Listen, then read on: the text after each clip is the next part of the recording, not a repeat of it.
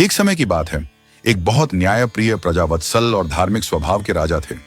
वे प्रतिदिन बड़ी श्रद्धा से अपने इष्ट देव की पूजा अर्चना किया करते थे। एक दिन उनके इष्ट देव उनसे प्रसन्न होकर प्रकट हुए और कहा, राजन, मैं तुमसे बहुत प्रसन्न हूं, कहो तुम्हारी कोई इच्छा है? प्रजा को प्रेम करने वाले राजा ने विनम्रता से कहा, भगवान, आपकी कृपा से मेरे पास सब कुछ है, राज्य में सुख शांति है। फिर भी मेरी एक प्रबल इच्छा है कि जैसे आपने मुझे दर्शन देकर धन्य किया है, वैसे ही मेरी समस्त प्रजा को भी दर्शन दें। भगवान ने उत्तर दिया, यह संभव नहीं है। लेकिन राजा ने जिद पकड़ ली। अंततः भगवान को झुकना पड़ा। उन्होंने कहा, ठीक है, कल अपनी सारी प्रजा को पहाड़ी के पास लाना, मैं पहाड़ी के ऊपर से उन्हें दर्शन दूंगा।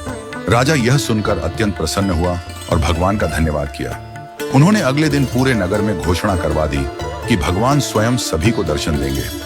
अगले दिन राजा अपनी प्रजा और परिवारजनों के साथ पहाड़ी की ओर चल पड़ा।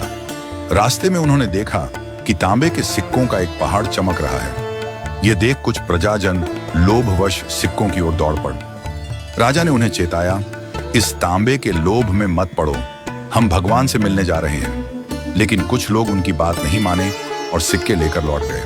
थोड़ा आगे चलने पर चांदी के सिक्कों का पहाड़ दिखा। इस बार भी कई लोग चांदी के सिक्कों के मोह में पड़ गए।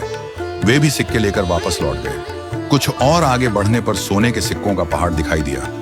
अब तो बचे हुए सभी प्रजाजन और राजा के स्वजन भी स्वर्ण के आकर्षण में पड़ गए। वे स्वर्ण लेकर अपने अपने घर लौट गए। अब केवल राजा और रानी ही बचे थे। राजा ने रानी से कहा, देखो कितने लोभी हैं ये लोग, भगवान से मिलने का महत्व उन्हें समझ ही नहीं आता। भगवान के सामने ये सारी दौलत कुछ भी नहीं है। रानी ने भी राजा की बात का समर्थन किया।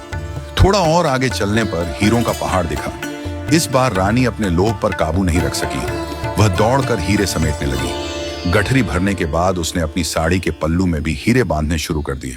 अंततः हीरों के भार से उसके वस्त्र भी शरीर से अलग हो गए, लेकिन उसका लोभ नहीं रुका। राजा यह देखकर अत्यंत दुखी हुआ और अकेले ही भगवान के दर्शन के लिए आगे बढ़ गया। जब राजा पहाड़ी पर पहुंचा तो वहां भगवान पहले से ही खड़े थे।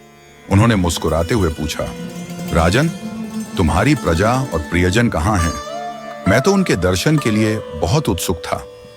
राजा ने शर्म और ग्लानि से अपना सिर झुका लिया। भगवान ने राजा को समझाया, राजन, जो लोग भौतिक सुखों और सांसारिक धन को मुझसे अधिक महत्व देते हैं, वे मुझ तक कभी नहीं पहुंच सकते। वे मेरे स्नेह और आशीर्वाद से वंचित रह जाते हैं।